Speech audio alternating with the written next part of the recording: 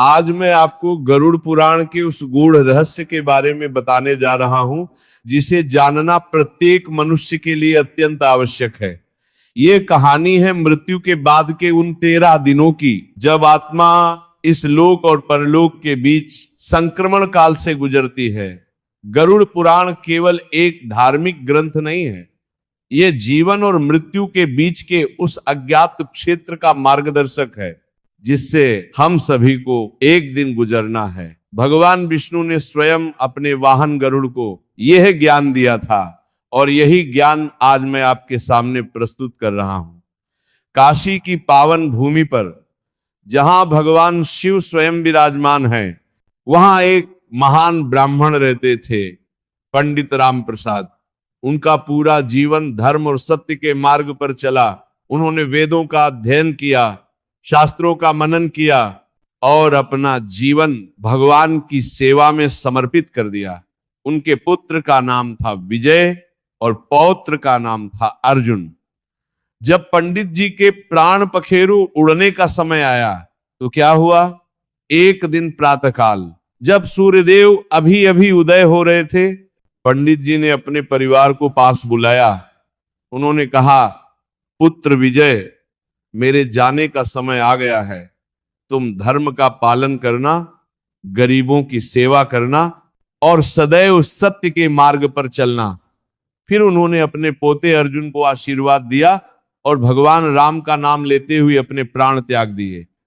प्राण त्याग आने के बाद प्रथम दिवस में क्या हुआ, आप ध्यान से सुनिए क्या होता है। जब शरीर चिता पर रखा जाता है, विजय ने अपने पिता के शव को गंगा में स्नान कराया। गंगा जल से स्नान करना अत्यंत पुण्यकारी माना जाता है। फिर शव को नए वस्त्रों में सजाया गया और चंदन का लेप लगाया गया। चिता पर शव को रखा गया, चारों ओर लकड़ियां सजाई गईं, वैदिक मंत्रों का उच्चारण शुरू हुआ। पंडित जी बोल रहे थे, भूर्भुवः स्वः तत्सवितुर्वरेण्यं भर्गो देवस्य धीमहि धियो यो नः प्रचोदयात्। ये गायत्री मंत्र है जो सभी मंत्रों का राजा माना जाता है। विजय ने अपने हाथों से अग्नि प्रज्वलित की। जैसे ही लपटें उठी, कुछ अद्भुत हुआ। पंडित राम प्रसाद की आत्मा ने अपने शरीर को छोड़ दिया, लेकिन ये समझ लीजिए कि आत्मा तुरंत परलोक नहीं चली जाती। गरुड़ पुराण में स्पष्ट कहा गया है कि आत्मा को पृथ्वी पर 13 दिन रहना होता है। अब सवाल उठता है, क्यों 13 दिन रहना होता है? ये प्रकृति का नियम है। जैसे एक बच्चा मां के गर्भ में 9 महीने रहता है, वैसे ही आत्मा को नया सूक्ष्म शरीर प्राप्त करने में 13 दिन लगते हैं। प्रत्येक दिन एक अंग का निर्माण होता है। पहले दिन जब विजय ने पिंडदान किया तो आत्मा को सिर प्राप्त हुआ। आप सोच रहे होंगे पिंडदान क्या है? देखिए, चावल, जौ, तिल और दूध से एक गोला बनाया जाता है जिसे पिंड कहते हैं। ये पिंड आत्मा के सूक्ष्म शरीर का भोजन बनता है। गरुड़ पुराण में कहा गया है, पिंडदान तृप्यन्ति प्रेतास्त्रिदश वत्सरम, अर्थात पिंडदान से प्रेत 3 वर्षों तक तृप्त रहते हैं। आत्मा अब अपने शरीर के ऊपर मंडरा रही थी। वो अपने परिवार को देख सकती थी, उनकी बातें सुन सकती थी, लेकिन उनसे संवाद नहीं कर सकती थी। ये कितना कष्टदायक होता है। आत्मा चाहती है कि वो अपने परिजनों को बताए कि वो ठीक है, लेकिन नहीं बता सकती। इसीलिए हमारे शास्त्रों में कहा गया है कि मृत्यु के बाद अत्यधिक रोना नहीं चाहिए, क्योंकि इससे आत्मा को और कष्ट होता है। अब दूसरे दिवस प्रेत योनि का आरंभ। दूसरे दिन की सुबह जब सूरज निकला तो आत्मा को अपनी नई स्थिति का पूरा एहसास हुआ। वह अब प्रेत योनि में थी। प्रेत शब्द सुनकर भयभीत मत होइए। प्रेत का अर्थ है प्रर यानी पूर्व और इत यानी गया हुआ, अर्थात जो पहले चला गया है वह प्रेत है। यह कोई भूत प्रेत की बात नहीं है, बल्कि एक वैज्ञानिक सत्य है। आत्मा का आकार कितना है होता है? गरुड़ पुराण में कहा गया है, अंगुष्ठ मात्र पुरुषोंतरात्मा, यानी आत्मा अंगूठे के बराबर होती है। ये सूक्ष्म शरीर अदृश्य होता है, लेकिन इसमें सभी इंद्रियां मौजूद होती हैं। दूसरे दिन विजय ने फिर पिंडदान किया। इस बार आत्मा को गर्दन और कंधे प्राप्त हुए। यह समझना बहुत जरूरी है कि ये केवल एक कर्मकांड नहीं है, ये एक वैज्ञानिक प्रक्रिया है जिसके द्वारा आत्मा अपना नया शरीर प्राप्त करती है। इस दिन आत्मा को यमदूतों की उपस्थिति का अनुभव हुआ। अब आप पूछेंगे यमदूत कौन होते हैं? यमराज न्याय के देवता हैं। उनके दूत आत्मा को यमलोक ले जाने के लिए आते हैं, लेकिन गरुड़ पुराण में स्पष्ट है कि 13वें दिन तक वे केवल प्रतीक्षा करते हैं। आत्मा ने अपने घर के चारों ओर चक्कर लगाए। वह उस कमरे में गई जहां वह रोज पूजा करती थी। पूजा घर में उसकी प्रिय भगवान की मूर्ति रखी थी। उसने वहां वर्षों तक भक्ति की थी, मंत्र जपे थे, आरती की थी। अब वह केवल देख सकती थी लेकिन पूजा नहीं कर सकती थी।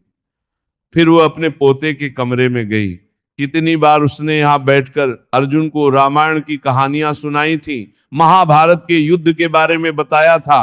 अब छोटा अर्जुन रो रहा था, अपने दादाजी को याद कर रहा था। आत्मा का मन व्याकुल हो गया, लेकिन वो कुछ नहीं कर सकती थी। तीसरा दिन आया। यह दिन बहुत महत्वपूर्ण है। गरुड़ पुराण में कहा गया है कि तीसरे दिन आत्मा को अपने सभी कर्मों की स्मृति आने लगती है।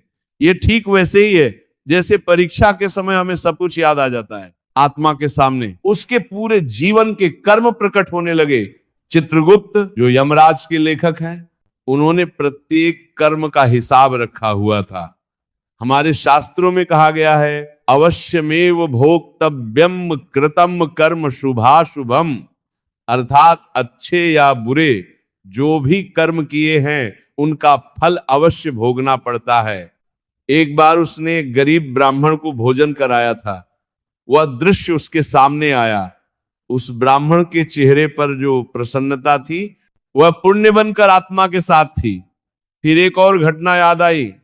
एक बार क्रोध में उसने किसी को कठोर शब्द कह दिए थे। वह पाप भी उसके साथ था। तीसरे दिन विजय ने पिंडदान किया और आत्मा को हृदय प्राप्त हुआ। हृदय का मिलना बहुत महत्वपूर्ण है। हृदय में ही भावनाएं रहती हैं, संवेदनाएं रहती हैं। अब आत्मा अपने परिवार की पीड़ा को और गहराई से महसूस कर सकती थी। इस दिन घर में श्राद्ध किया गया, ब्राह्मणों को बुलाया गया, उन्हें भोजन कराया गया। आप जानते हैं ब्राह्मण भोजन का क्या महत्व है?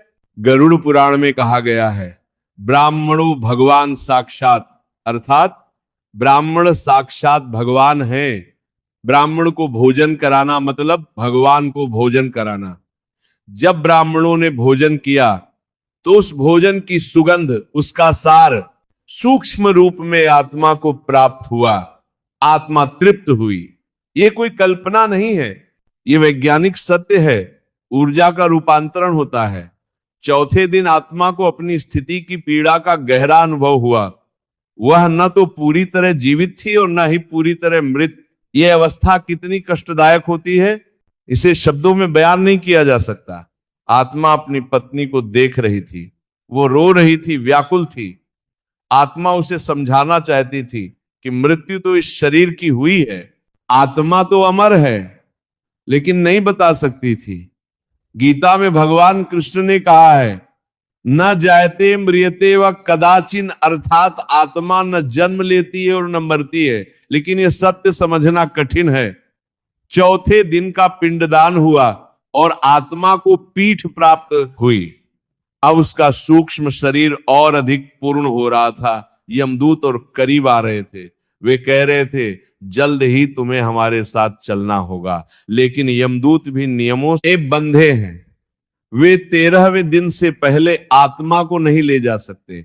ये ईश्वर का नियम है, प्रकृति का नियम है। इन 13 दिनों में परिवार जो धार्मिक कृत्य करता है, वे आत्मा के लिए संबल बनते हैं। आत्मा ने अपने जीवन के उन क्षणों को याद किया जब उसने पुण्य कर्म किए थे। एक बार गर्मी की दोपहर में उसने रास्ते में एक प्याऊ बनवाई थी। कितने लोगों ने वहां से पानी पिया होगा। वह पुण्य अब उसके साथ था। एक बार उसने एक मंदिर में घंटा चढ़ाया था, वह पुण्य भी साथ था। गरुड़ पुराण में कहा गया है कि जीवन में किए गए छोटे छोटे पुण्य भी मृत्यु के बाद बहुत काम आते हैं।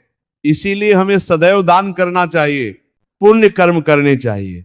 5वां दिन आया। इस दिन आत्मा को यमलोक के मार्ग की पहली झलक मिली। अब मैं आपको यमलोक के मार्ग के बारे में बताता हूं। जैसा कि गरुड़ पुराण में वर्णित है, यमलोक का मार्ग अत्यंत कठिन है। उसमें 86,000 योजन की दूरी है। 1 योजन लगभग 13 किलोमीटर के बराबर होता है। कल्पना कीजिए कितनी लंबी यात्रा है। इस मार्ग में अत्यधिक गर्मी है, कभी अत्यधिक ठंड, कहीं कांटों का जंगल है तो कहीं आग की लपटें हैं। लेकिन ध्यान रखिए, ये मार्ग केवल पापी आत्माओं के लिए कठिन होता है। जिन्होंने जीवन में पुण्य किए हैं उनके लिए ये मार्ग सरल हो जाता है। जहां पापी को आग दिखती है वहां पुण्य आत्मा को शीतल छाया मिलती है। 5वें दिन का पिंडदान हुआ और आत्मा को नाभि प्राप्त हुई। नाभि का महत्व बहुत है।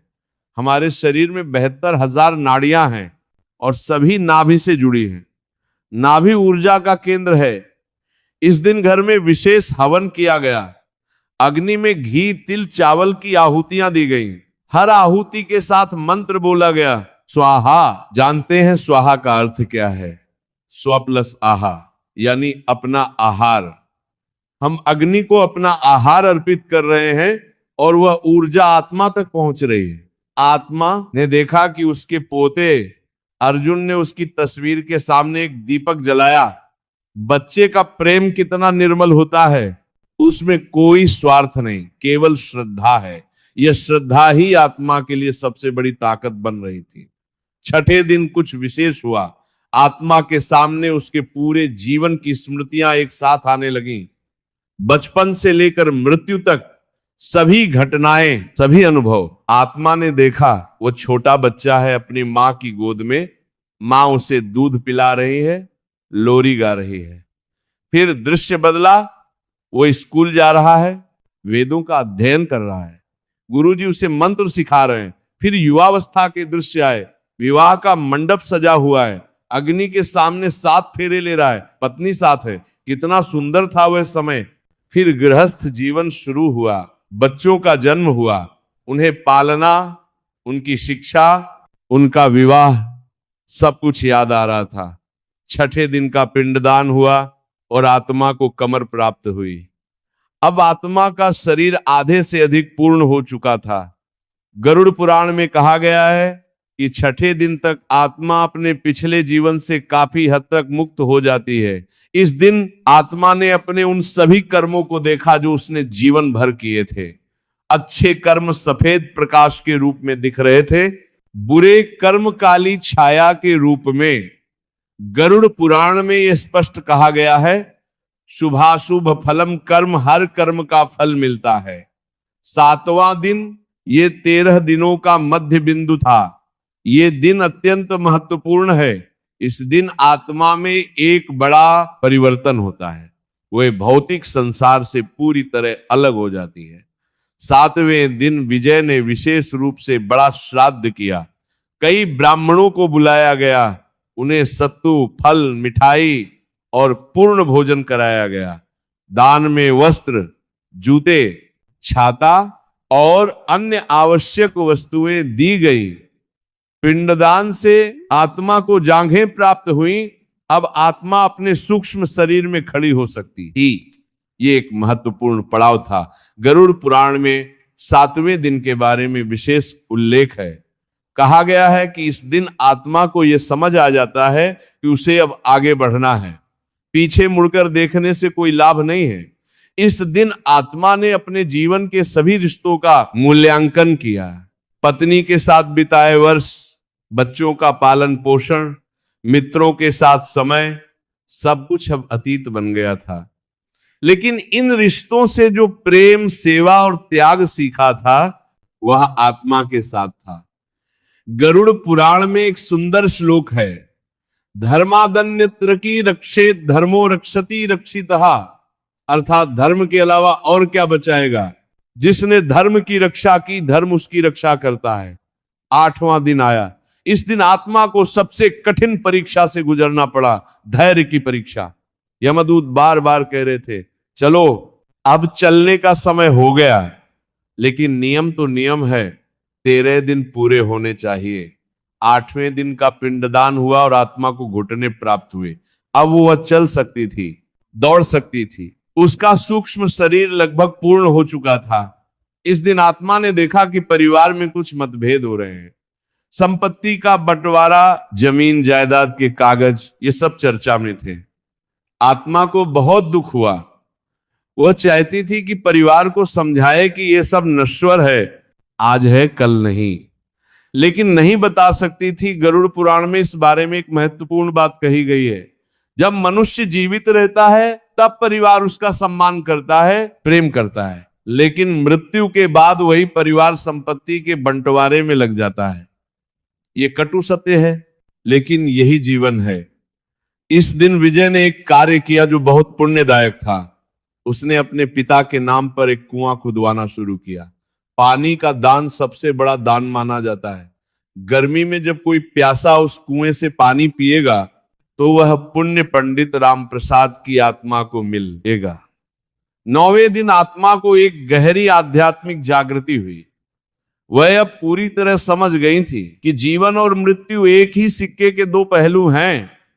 न तो जीवन स्थायी है, न मृत्यु अंत है। ये एक निरंतर चक्र है। 9वें दिन का पिंडदान हुआ और आत्मा को पिंडलियां प्राप्त हुई। अब वो पूरी तरह चल फिर सकती थी। उसका सूक्ष्म शरीर मजबूत हो गया था। इस दिन घर में गीता का पाठ हुआ। पंडित जी गीता के श्लोक पढ़ रहे थे। वासांसि जीर्णानि यथा विहाय नवानि गृह्णाति नरोपराणि तथा शरीराणि विहाय जीर्णान्यन्यानि संयाति नवानि देहीन। अर्थात जैसे मनुष्य पुराने वस्त्रों को त्याग कर नए वस्त्र धारण करता है, वैसे ही आत्मा पुराने शरीर को त्याग कर नया शरीर धारण करती है। कितना सुंदर उदाहरण है। आत्मा को अब समझ आ गया था कि ये शरीर तो केवल एक माध्यम था, एक साधन था। असली तो वह है जो इस शरीर में निवास कर रही थी। गरुड़ पुराण में आत्मा के बारे में कहा गया है, न हन्यते हन्यमाने शरीरे, शरीर के नष्ट होने पर आत्मा नष्ट नहीं होती। आत्मा अमर है, अजर है, अविनाशी है। 10वां दिन आया। अब केवल 3 दिन शेष थे। यमदूतों ने यात्रा की तैयारियां शुरू कर दी। वे आत्मा को बता रहे थे कि यमलोक में क्या होगा, कैसे यमराज के दरबार में पहुंचना है। 10वें दिन का पिंडदान हुआ और आत्मा को पैर प्राप्त हुए। अब उसका पूरा शरीर लगभग पूर्ण हो चुका था, केवल छोटे छोटे अंग शेष थे। इस दिन विजय ने विशेष दान किए, गरीबों को भोजन कराया, वस्त्र दिए, जूते दिए, एक अंधे व्यक्ति को छड़ी दी, एक विकलांग को व्हील चेयर दिलवाई। ये सभी दान पिता के नाम पर किए गए। गरुड़ पुराण में कहा गया है कि मृतक के नाम पर किया गया दान सीधे आत्मा को प्राप्त होता है। ये कोई अंधविश्वास नहीं है, ये ऊर्जा का हस्तांतरण है, कर्मों का संचरण है। आत्मा ने अपने परिवार के प्रति गहरी कृतज्ञता महसूस की। वे सही विधि से सब कुछ कर रहे थे, धर्म का पालन कर रहे थे। उनकी ये श्रद्धा, ये भक्ति आत्मा के लिए बहुत महत्वपूर्ण थी। इस दिन आत्मा को यमलोक की यात्रा के बारे में और जानकारी मिली। वह 12 महीनों की यात्रा होगी। रास्ते में कई कठिनाइयां होंगी, लेकिन पुण्य कर्म मार्ग को सरल बना देंगे। 11वां दिन, अब केवल 2 दिन शेष थे। आत्मा को महसूस हो रहा था कि विदाई का समय निकट आ गया है। उसे अपने प्रिय घर, अपने परिवार, अपनी पृथ्वी से विदा होना था। 11वें दिन का पिंडदान हुआ और आत्मा को अंगुलियां प्राप्त हुई। अब उसका शरीर पूर्णतया पूर्ण हो चुका था। सभी अंग, सभी इंद्रियां, सब कुछ मौजूद था। इस दिन एकादशी का व्रत था। पूरे परिवार ने व्रत रखा। भगवान विष्णु की पूजा की गई, तुलसी की माला चढ़ाई गई, शंख बजाया गया, आरती की गई। गरुड़ पुराण में भगवान विष्णु को सर्वोच्च देवता माना गया है। उनकी पूजा से आत्मा को मोक्ष प्राप्त होता है। विष्णु भगवान पालनहार हैं, रक्षक हैं। वे हर जीव की रक्षा करते हैं। आत्मा ने अपने जीवन के अंतिम क्षणों को याद किया। जब वो मृत्यु शैया पर थे, तब उन्होंने राम नाम लिया था। राम राम राम, ये नाम कितना शक्तिशाली है। गरुड़ पुराण में कहा गया है कि मृत्यु के समय भगवान का नाम लेना सबसे बड़ा पुण्य है। इस दिन आत्मा ने महसूस किया कि उसे अब पृथ्वी लोक से कोई मोह नहीं रह गया था। न संपत्ति की चिंता थी, न रिश्तों का मोह। वह मुक्त हो चुकी थी। यह मुक्ति ही असली मुक्ति है। 12वां दिन कल 13वीं है। कल महाप्रस्थान होगा। आत्मा को अंतिम तैयारी करनी थी। यमदूत अब बहुत करीब आ चुके थे। उन्होंने कहा, कल तुम्हें हमारे साथ यमलोक को जाना होगा, तैयार रहना। 12वें दिन का पिंडदान हुआ और आत्मा को नाखून प्राप्त हुए। ये अंतिम अंग था। अब आत्मा का सूक्ष्म शरीर पूर्णतया संपूर्ण हो चुका था।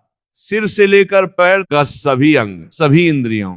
इस दिन घर में विशेष सफाई की गई, पवित्रता का वातावरण बनाया गया, धूप दीप जलाए गए, मंत्रों का उच्चारण हुआ, पूरा वातावरण आध्यात्मिक हो गया। ब्राह्मणों को विशेष भोजन कराया गया, उन्हें दक्षिणा दी गई, वस्त्र दिए गए, यज्ञोपवीत दिया गया। ये सभी चीजें अत्यंत पवित्र मानी जाती हैं। गरुड़ पुराण में 12वें दिन के दान का विशेष महत्व बताया गया है। ये दान आत्मा के लिए अंतिम संबल बनता है। यमलोक की यात्रा में ये दान काम आता है। आत्मा ने अपने घर का अंतिम चक्कर लगाया, वह पूजा। घर में गई, भगवान की मूर्ति के सामने खड़ी हो गई। कितनी बार यहां आरती की थी, पूजा की थी, प्रार्थना की थी। अब ये सब समाप्त हो रहा था। फिर वह अपने शयन कक्ष में गई। वह बिस्तर जहां वो सोते थे, वो अलमारी जहां उनके कपड़े रखे थे, वह मेज जहां वे पढ़ते थे, सब कुछ यादों से भरा हुआ। अंततः 13वां दिन आ गया। ये वह दिन था जिसका आत्मा इंतजार कर रही थी। महाप्रस्थान का दिन, यमलोक की यात्रा का दिन। सुबह से ही घर में विशेष कर्मकांड शुरू हो गए। 13वीं के संस्कार अत्यंत महत्वपूर्ण होते हैं। विजय ने पहले स्नान किया, फिर पूजा घर में जाकर भगवान से प्रार्थना की। 13वें दिन का पिंडदान किया गया। इस पिंडदान से आत्मा को त्वचा और रोम प्राप्त हुए। अब आत्मा का शरीर संपूर्णतया तैयार हो चुका था। फिर सपिंडीकरण संस्कार हुआ। ये अत्यंत महत्वपूर्ण संस्कार है। इसमें मृतक के 3 पिंड बनाए जाते हैं और पितरों के 2 पिंडों के साथ मिलाए जाते हैं। ये प्रतीक है कि मृतक अब पितरों के साथ जुड़ गया है। विजय ने अपने पिता के 3 पिंड बनाए। एक पिंड पिता का, एक पिंड दादा का और एक पिंड परदादा का। फिर उन्होंने इन 5 पिंडों को एक साथ मिला दिया। ये कर्म दर्शाता है कि 3 पीढ़ियां एक साथ हो गई। इस संस्कार के साथ ही आत्मा को अपने पूर्वजों से मिलने की शक्ति प्राप्त हुई। वो अब अकेली नहीं थी, उसके साथ उसके पिता थे, दादा थे, परदादा थे। फिर गाय का दान किया गया। गरुड़ पुराण में वैतरणी नदी का उल्लेख है। यह नदी यमलोक के मार्ग में आती है। इस नदी को पार करना अत्यंत कठिन है। यह रक्त, मवाद और विष्ठा से भरी हुई है। इसमें भयानक जीव रहते हैं। लेकिन जिसने गाय का दान किया है, उसके लिए यह नदी सरल हो जाती है। गाय उसे अपनी पूंछ पकड़ा देती है और आसानी से पार करा देती है। ये कोई कल्पना नहीं है, यह हमारे शास्त्रों का ज्ञान है। ब्राह्मणों को भोजन कराया गया। यह भोजन विशेष रूप से तैयार किया गया था। शुद्ध घी, शुद्ध दूध, शुद्ध अनाज से बना भोजन। तेरा ब्राह्मणों को भोजन कराया गया। एक एक ब्राह्मण प्रत्येक दिन के लिए दोपहर का समय हुआ, यमदूत आत्मा के पास आए। उन्होंने कहा, अब समय आ गया है, तुम्हारे परिवार ने सभी आवश्यक कर्म कांड पूर्ण कर दिए हैं, तुम्हारा सूक्ष्म शरीर तैयार हो चुका है, अब चलना होगा। आत्मा ने अंतिम बार अपने परिवार को देखा। विजय, उसकी पत्नी, छोटा अर्जुन और अन्य सभी परिजन सभी एक साथ बैठे थे। वे प्रार्थना कर रहे थे, मंत्र जप रहे थे। आत्मा ने मन ही मन उन सबको आशीर्वाद दिया। फिर यात्रा शुरू हुई। यमदूतों के साथ आत्मा ने पृथ्वी लोक से विदा ली। ये यात्रा लंबी थी, कठिन थी, लेकिन आत्मा निर्भय थी। गरुड़ पुराण में यमलोक के मार्ग का विस्तृत वर्णन है। रास्ते में 16 नरक हैं। तामिश्र, अंधतामिश्र, रौरव, महारौरव, कुंभीपाक, कालसूत्र, असिपत्र, वन, शुक्रमुख, अंधकूप, कृमिभोजन, संदंश, तप्त सूर्मी, वज्रकंटक शालमली, वैतरणी, पुयोद और प्राणरोध। लेकिन आत्मा को इन नरकों में नहीं जाना पड़ा, क्योंकि उसने जीवन में पाप नहीं किए थे। जहां जहां उसने पुण्य किए थे वहां वहां उसे सुविधा मिल रही थी। रास्ते में जहां अत्यधिक गर्मी थी वहां उसने पाया कि छाया है। ये उस दान का फल था जो उसने जीवन में किया था, वृक्षारोपण का दान। जहां प्यास लग रही थी वहां जल मिल गया। ये उस प्याऊ का फल था जो उसने बनवाई थी। जहां कांटे थे वहां रास्ता साफ मिला। ये उस जूते के दान का फल था। जहां भयानक जीव थे वहां सुरक्षा मिली। ये उन सभी पुण्य कर्मों का फल था जो उसने किए थे। 12 महीनों की यात्रा के बाद आत्मा यमलोक पहुंची। वहां यमराज का विशाल दरबार था। यमराज सिंहासन पर विराजमान थे। उनके दाहिनी ओर चित्रगुप्त बैठे थे, जिनके हाथ में एक विशाल पुस्तक थी, कर्मों की पुस्तक। चित्रगुप्त ने पुस्तक खोली। उसमें पंडित राम प्रसाद के जीवन के सभी कर्म लिखे हुए थे। छोटे से छोटा कर्म, बड़े से बड़ा कर्म, सब कुछ दर्ज था। चित्रगुप्त ने पढ़ना शुरू किया। इस आत्मा ने अपने जीवन में 1000 बार दान किया, 500 बार मंदिर में पूजा की, 200 गरीबों को भोजन कराया, 50 अनाथों की मदद की, 10 कुएं खुदवाए, 5 मंदिर बनवाए, 100 वृक्ष लगाए। फिर पाप कर्मों की गणना हुई। 3 बार झूठ बोला, 2 बार किसी को कठोर शब्द कहे, 1 बार क्रोध में किसी को दुख पहुंचाया। यमराज ने दोनों पलड़ों को तौला। पुण्य कर्मों का पलड़ा बहुत भारी था, पाप कर्म नगण्य थे। यमराज ने आत्मा से कहा, हे आत्मा, तुमने अपने जीवन में धर्म का पालन किया है, तुमने सत्य का मार्ग अपनाया है, तुमने दान किए हैं, पुण्य किए हैं, भगवान की भक्ति की है। तुम्हारे पुत्र ने भी सही विधि से तुम्हारा श्राद्ध किया है, 13वीं के सभी कर्म कांड पूर्ण किए हैं। इसलिए यमराज ने आगे कहा, तुम पितृलोक में जाओगे, वहां तुम अपने पूर्वजों के साथ सुख से रहोगे। तुम्हारे पुण्य कर्मों के फल तुम वहां भोगोगे। जब तुम्हारे पुण्य समाप्त हो जाएंगे तब तुम पुनः पृथ्वी पर जन्म लोगे। तुम्हारा अगला जन्म एक धार्मिक परिवार में होगा। आत्मा को पितृलोक भेजा गया। वहां पहुंचकर उसने अपने पिता को, दंद्र को देखे, दादा को देखा और दादा को देखा। सभी ने उसका स्वागत किया। आओ बेटा, आओ, तुमने अपना जीवन अच्छे से जिया, धर्म का पालन किया, अब यहां हमारे साथ रहो। पितृलोक एक सुंदर स्थान है। वहां कोई दुख नहीं है, कोई पीड़ा नहीं है, केवल शांति है, सुख है। आत्मा वहां अपने पुण्य कर्मों का फल भोगती है। गरुड़ पुराण में कहा गया है कि पितृलोक में आत्मा तब तक रहती है जब तक उसके पुण्य कर्म समाप्त नहीं हो जाते। फिर वह पुनः पृथ्वी पर जन्म लेती है। यह जन्म मृत्यु का चक्र तब तक चलता रहता है जब तक आत्मा मोक्ष प्राप्त नहीं कर लेती। उपदेश और निष्कर्ष प्रिय श्रोताओं, ये थी पंडित राम प्रसाद की आत्मा की कहानी। लेकिन ये केवल एक कहानी नहीं है, ये हम सभी की कहानी है। एक दिन हम सभी को इस यात्रा से गुजरना होगा। गरुड़ पुराण हमें क्या सिखाता है? वह सिखाता है कि जीवन नश्वर है लेकिन आत्मा अमर है। शरीर तो केवल एक वस्त्र है जिसे आत्मा पहनती है और उतार देती है। असली हम तो वो चेतना है जो इस शरीर में निवास करती है। गरुड़ पुराण ये भी सिखाता है कि हमारे कर्म ही हमारे साथ जाते हैं। न धन, न संपत्ति, न रिश्ते, केवल कर्म। इसीलिए जीवन में पुण्य कर्म करने चाहिए, दान करना चाहिए, धर्म का पालन करना चाहिए।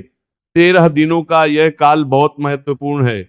इस दौरान परिवार द्वारा किए गए श्राद्ध, पिंडदान और दान आत्मा के लिए बहुत महत्वपूर्ण होते हैं। ये कर्म आत्मा की यात्रा को सरल बनाते हैं, उसे शक्ति प्रदान करते हैं। प्रत्येक दिन का पिंडदान आत्मा के सूक्ष्म शरीर का एक अंग बनाता है। ये केवल एक परंपरा नहीं है बल्कि एक वैज्ञानिक प्रक्रिया है। आत्मा को नए शरीर में यात्रा करनी होती है और ये शरीर इन्हीं 13 दिनों में बनता है। मृत्यु से भयभीत होने की आवश्यकता नहीं है। यदि हमने जीवन में सही कर्म किए हैं, धर्म का पालन किया है, तो मृत्यु के बाद की यात्रा सरल होगी। हमें किसी नरक में नहीं जाना पड़ेगा, हम सीधे पितृलोक जाएंगे। लेकिन यदि हमने पाप किए हैं, अधर्म किया है, तो यात्रा कठिन होगी, हमें नरकों से गुजरना पड़ेगा, कष्ट सहने पड़ेंगे। इसीलिए जीवन में सावधान रहना चाहिए, हर कर्म सोच समझकर करना चाहिए। गरुड़ पुराण में एक बहुत सुंदर बात कही गई है, अहिंसा परमो धर्मः। अहिंसा सबसे बड़ा धर्म है। किसी को दुख मत पहुंचाओ, किसी का बुरा मत करो, सभी प्राणियों से प्रेम करो, सभी की सेवा करो। दान का बहुत महत्व है। जल का दान, अन्न का दान, वस्त्र का दान, शिक्षा का दान, ये सभी अत्यंत पुण्यदायक हैं। गाय का दान तो सबसे बड़ा दान माना जाता है। गरुड़ पुराण में कहा गया है कि गाय के दान से सभी पाप नष्ट हो जाते हैं। भगवान की भक्ति भी अत्यंत महत्वपूर्ण है। प्रतिदिन पूजा करनी चाहिए, भगवान का नाम लेना चाहिए। मृत्यु के समय जो भगवान का नाम लेता है वह सीधे स्वर्ग जाता है। हमारे पूर्वजों ने कितनी गहरी सोच से ये नियम बनाए थे। 13 दिनों की यह प्रक्रिया केवल एक परंपरा नहीं है, बल्कि एक गहरा विज्ञान है। यह आत्मा के संक्रमण का समय है, परिवर्तन का समय है। इसे सम्मान के साथ पूरा करना चाहिए। जब घर में किसी की मृत्यु हो तो परिवार को धैर्य रखना चाहिए। अत्यधिक रोना धोना नहीं चाहिए, क्योंकि इससे आत्मा को कष्ट होता है। आत्मा अपने परिवार को देख रही होती है, उनका दुख देख रही होती है। यदि परिवार शांत रहे, धर्म से सब कुछ करे, तो आत्मा को शांति मिलती है। श्राद्ध और तर्पण का बहुत महत्व है। केवल 13 दिनों में नहीं, बल्कि पूरे जीवन भर अपने पूर्वजों का तर्पण करना चाहिए। प्रत्येक अमावस्या को पितरों का श्राद्ध करना चाहिए। पितृ पक्ष में विशेष रूप से श्राद्ध करना चाहिए। गरुड़ पुराण में यह भी कहा गया है कि पितरों की प्रसन्नता से घर में सुख समृद्धि आती है। यदि पितर प्रसन्न हैं तो वे अपने वंशजों की रक्षा करते हैं, उन्हें आशीर्वाद देते हैं। लेकिन यदि पितर नाराज हैं तो घर में समस्याएं आती हैं। मोक्ष की प्राप्ति ही जीवन का अंतिम लक्ष्य है। जन्म मृत्यु के इस चक्र से मुक्त होना ही मोक्ष है। जब हम सभी कर्मों से मुक्त हो जाते हैं, जब हम निर्लिप्त हो जाते हैं, तब हम परम ब्रह्म में विलीन हो जाते हैं। यही मोक्ष है, यही मुक्ति है। गरुड़ पुराण में मोक्ष के 4 मार्ग बताए गए हैं, कर्मयोग, भक्ति योग, ज्ञान योग और राजयोग। प्रत्येक मनुष्य अपनी प्रकृति के अनुसार किसी भी मार्ग को चुन सकता है। सभी मार्ग एक ही गंतव्य की ओर ले जाते हैं। कर्मयोग का अर्थ है निष्काम कर्म करना, बिना फल की इच्छा के कर्म करना। गीता में भगवान कृष्ण ने कहा है, कर्मण्येवाधिकारस्ते मा फलेषु कदाचन। तुम्हारा अधिकार केवल कर्म में है, फल में नहीं। भक्ति योग का अर्थ है भगवान के प्रति पूर्ण समर्पण, भगवान में पूर्ण विश्वास रखना, उनकी भक्ति करना। जैसे गोपियों ने कृष्ण की भक्ति की, मीरा ने की, तुलसीदास ने की, यही भक्ति योग है।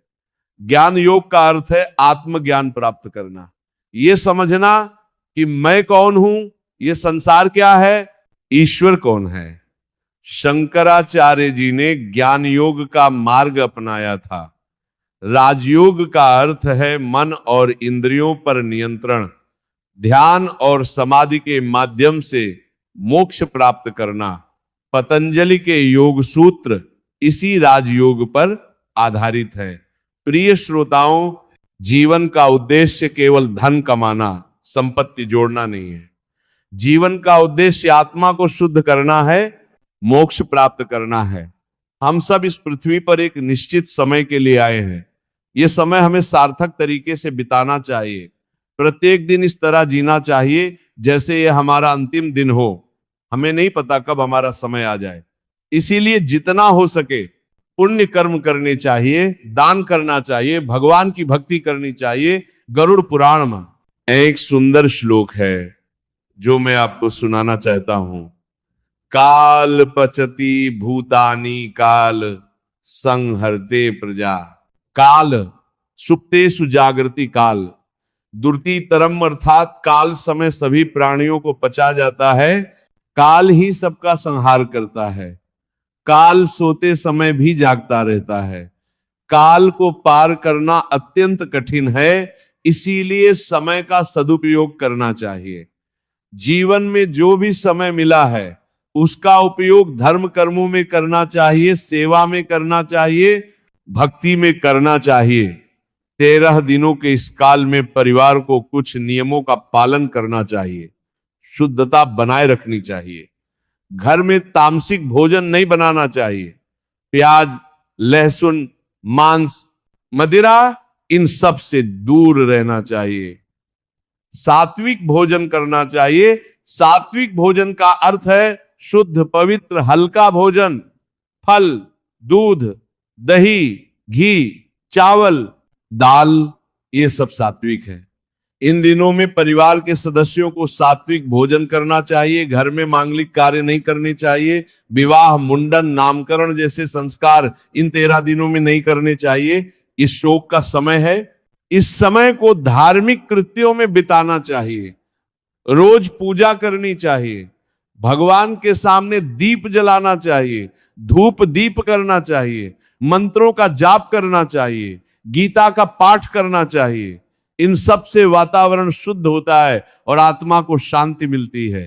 प्रतिदिन पिंडदान करना अत्यंत आवश्यक है। ये किसी भी स्थिति में नहीं छोड़ना चाहिए। पिंडदान से ही आत्मा का सूक्ष्म शरीर बनता है।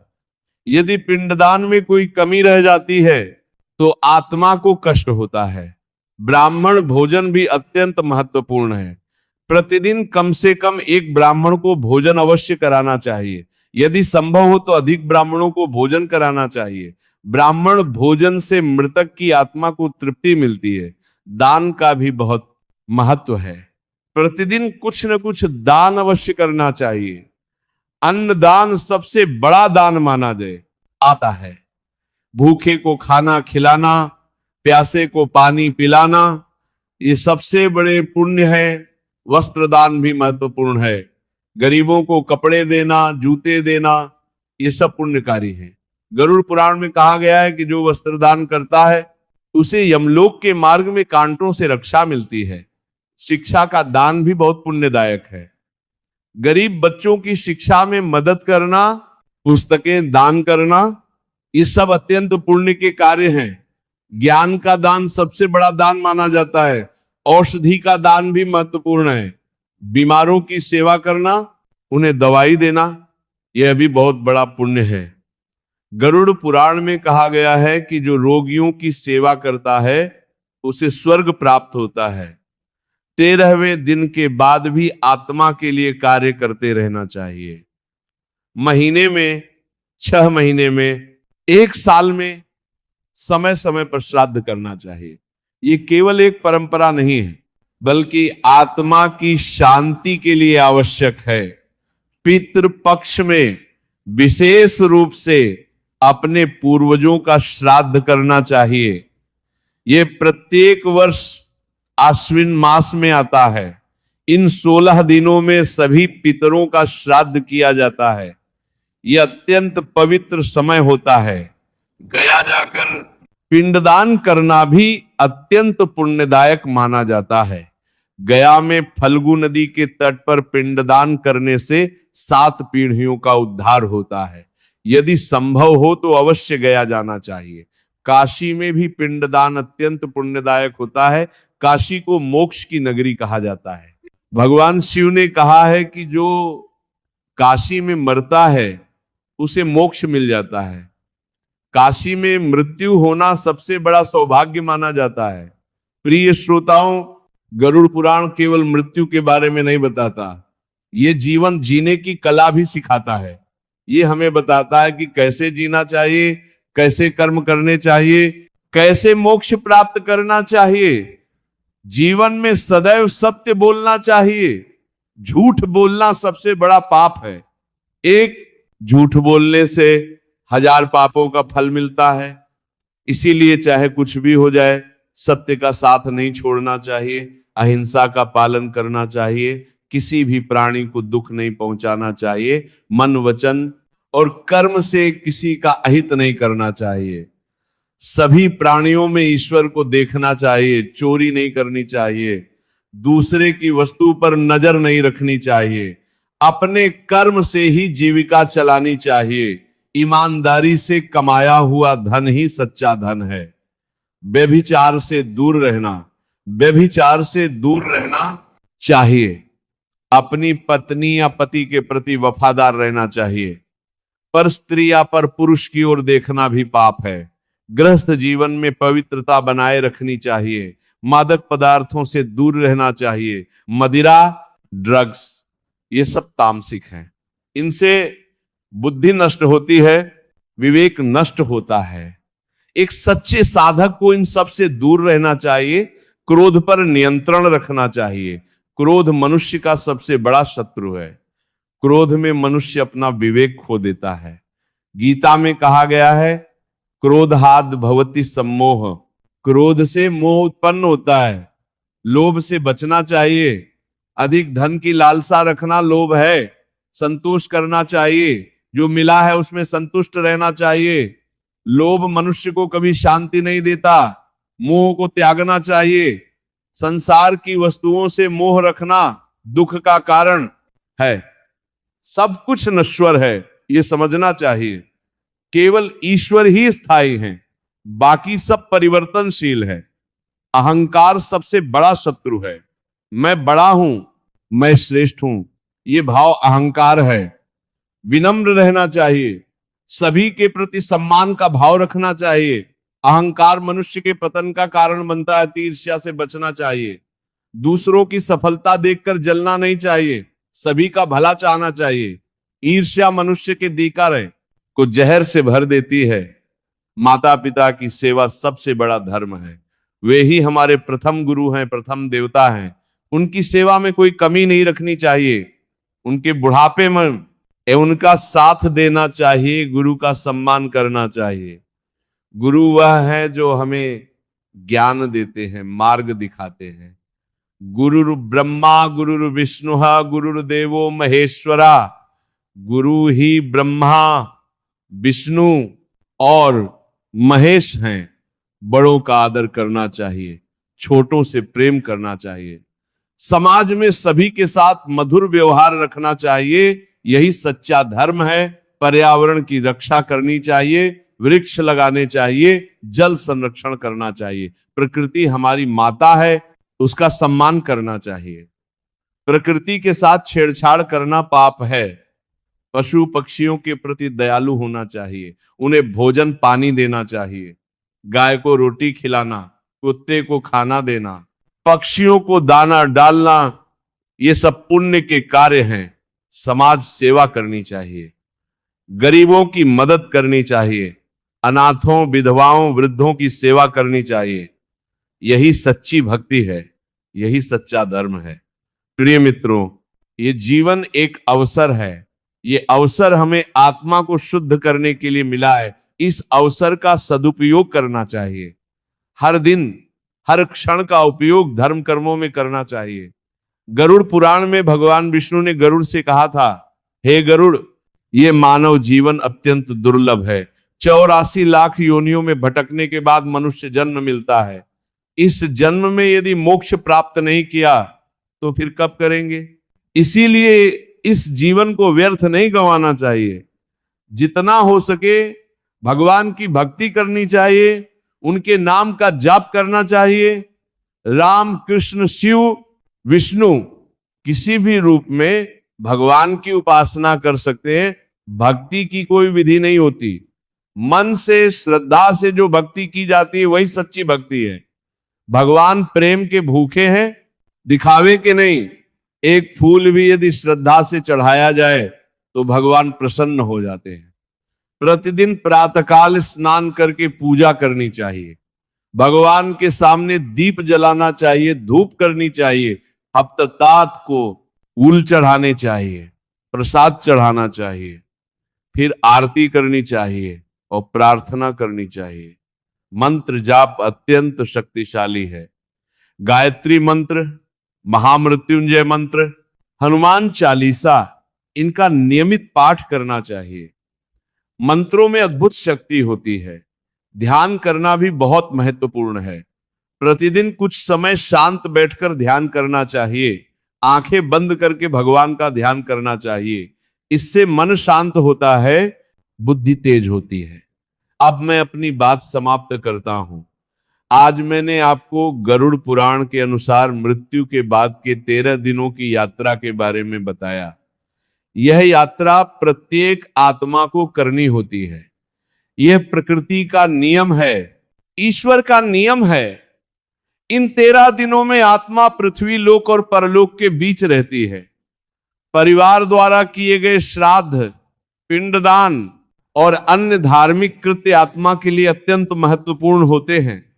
ये कर्म आत्मा की यात्रा को सरल बनाते हैं। प्रत्येक दिन के पिंडदान से आत्मा के सूक्ष्म शरीर का एक अंग बनता है।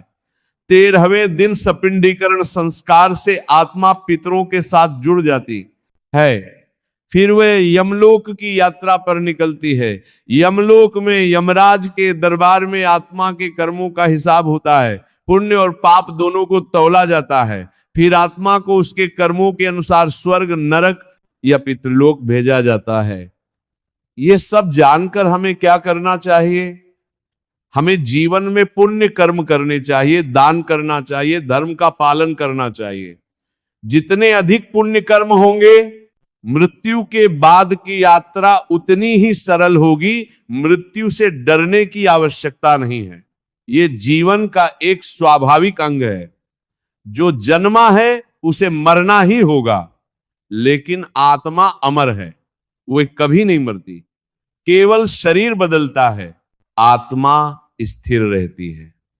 अंत में मैं एक प्रार्थना करता हूं। हे परमपिता परमात्मा, हम सबको सद्बुद्धि दो, हमें धर्म के मार्ग पर चलने की शक्ति दो, हमसे पुण्य कर्म करवाओ, और जब हमारा अंतिम समय आए तो हमें आपके चरणों में स्थान दो। शांति शांति शांति।